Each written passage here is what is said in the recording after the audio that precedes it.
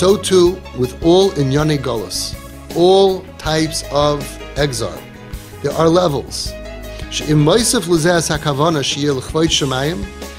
If you're anyway feeling some kind of an exile, you're feeling all different ways of feeling an exile that people never go through journeys in life.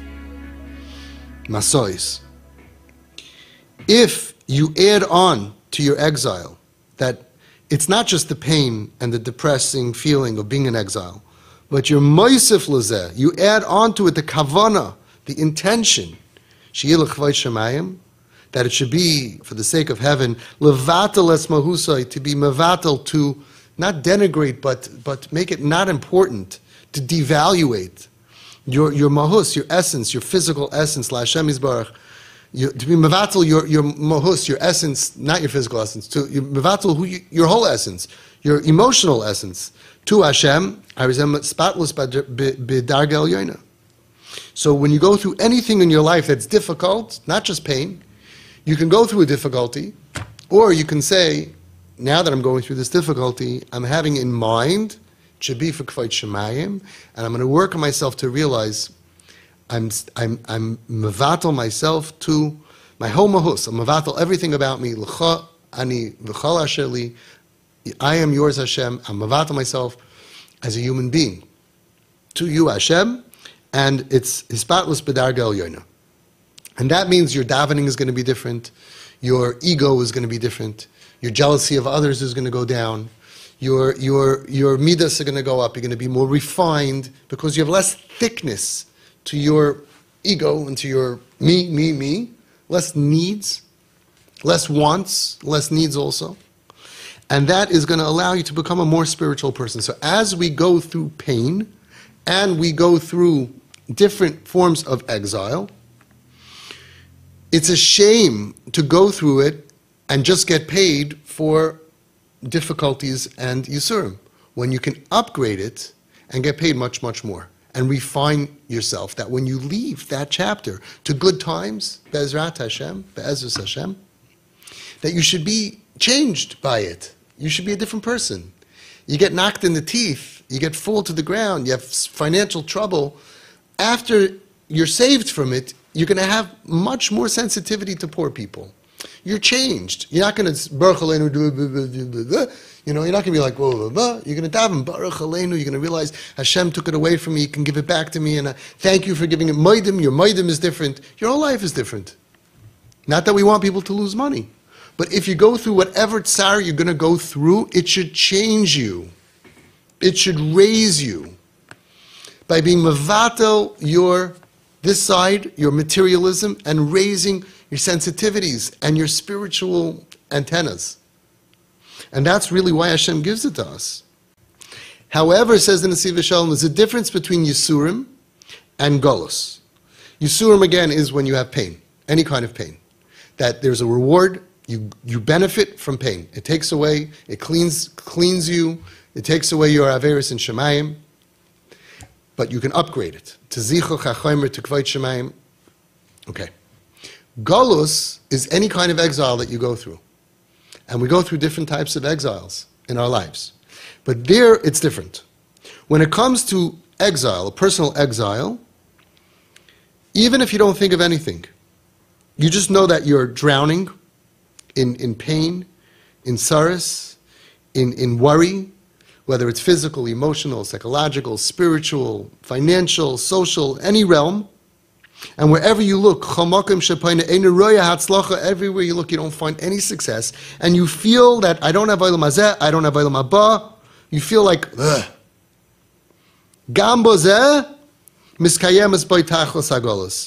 That alone, even without thinking, you're Makayim, the Tachlis of Golus, Shahari Leiv Nishber V'nitkehu. Because you have a broken heart. V'yeshusai shvura l'shivrei shvarim. And your yeshus, your physicality, your materialistic being, all the outer layers is broken into shreds. It's broken. L'shivrei shvarim. U'chamayim rakosov leiv nishber v'nitke likim le'sivzeh. Hashem does not embarrass somebody who has a broken heart. But because it says God does not embarrass the brokenhearted, mashma shirayu levazoisai. It means that he's talking about a situation where you should get embarrassed by your actions. But because you have a broken heart, Hashem is not going to embarrass you. Because from the power of your brokenheartedness, that things are not going well for you, and you're struggling with this problem or this pain and this anguish and this problem, physical, emotional, psychological, spiritual, children, financial, whatever it is, and you have such a broken heart, the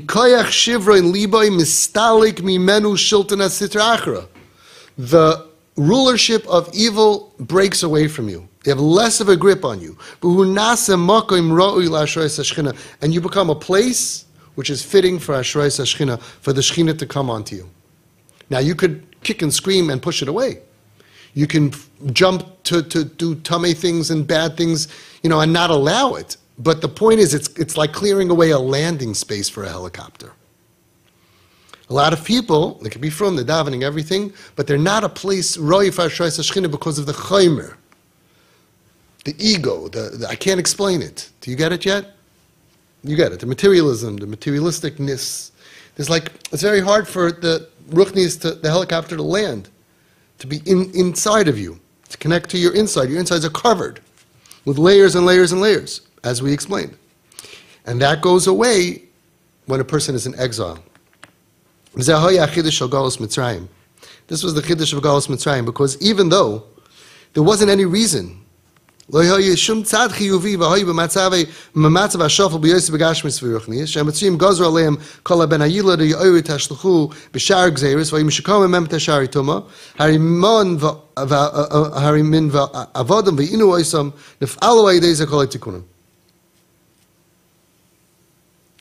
even though they were on the bottom of the bottom, Mitzrayim were gazar on them, throw your children into the yar. They were messed up, right?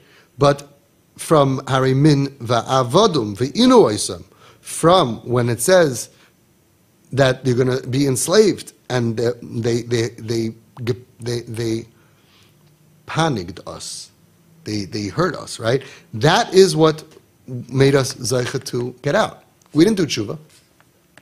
Shekivin shenishbar libam bekirbam, because their hearts were broken. Minispatlo yeshusam, and their yeshus, this being, I exist, I am an I have needs, I have wants, I have to deal with I.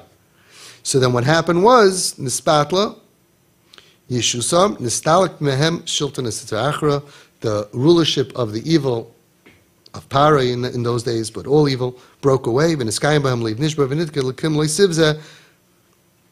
Why?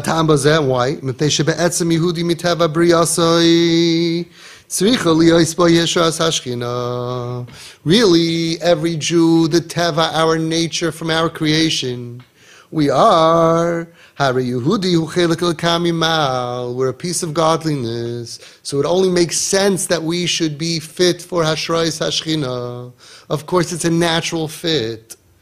We are a piece of, like a magnet, piece of a huge magnet, a little piece of chelik el kamimal, a piece of godliness. So of course we should be fit for Hashrayis HaShechina. But because of the yeshus, our I still don't have a word for it, materialism, ego, usness, our me, shehu koi shakua ba'atzmoi, nichnas tachas shilton asitra achra. Ba'oz, ein anivu yicholim ladur, ba'ari megarish mikir boyes Hashrayis HaShechina. There's no room for God. Yes, I'm driving a fancy schmancy car. I am less... Yeah, I know it's hard. People don't want to hear this. Yeah, it's less possible for Hashrayis HaShechina in first class than in economy. I don't know why. Yeah, it's something. There's layers. Yeah. I'm speaking to myself. My new shirt. I got it on sale. Come on. Can't get much cheaper than that. Yeah, the more me there is, the less fitting I am for the most important thing in my life that gives me internal happiness and pleasure. You look at tzaddikim. Look at Rav Steinman, the way he lived. Look at Tzaddikim. They had nothing, and they were so happy because they had Hashem, they had Hashem, Shechina. And we're verkauft. I remember I went to Chaim Kanievsky, Zayin Gesund, Maron, Sarah Torah, with my son, who was like 11 years old. So he was wearing, nicely. He was dressed nicely. He was wearing a shirt, a sweater. It was a polo. We didn't even think about it. Reb Chaim has a great sense of humor.